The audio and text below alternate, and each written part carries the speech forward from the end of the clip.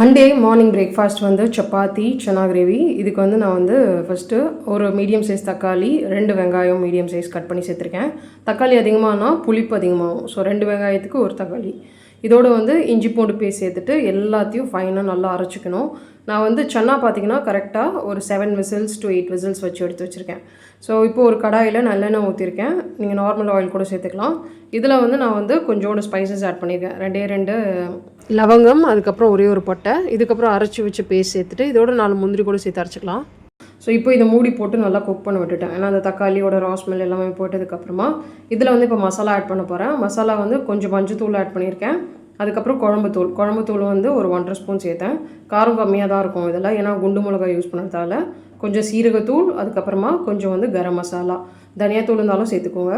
இது எல்லாத்தையும் மிக்ஸ் பண்ணிவிட்டு நான் வேக வச்ச பட்டாணி, அதுக்கப்புறமா தண்ணி ரெண்டுத்தையும் வந்து சேர்த்துட்டேன் இதில். ஸோ இந்த மாதிரி தண்ணி சம்டைம் மிச்சம் இருந்துச்சுன்னா நீங்கள் இதில் சாம்பார் கூட வைக்கலாம், அவ்வளோ டேஸ்ட்டாக இருக்கும்.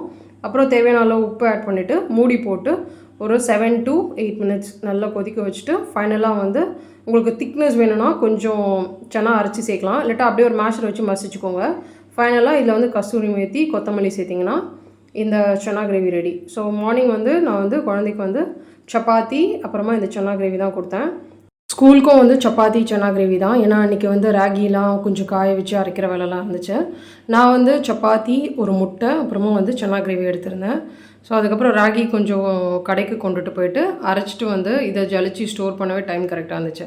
அதே லன்ச் வந்து சன்னா கிரேவியும் ஃபிஷ், அதுக்கப்புறமா சாலட் எடுத்தேன்.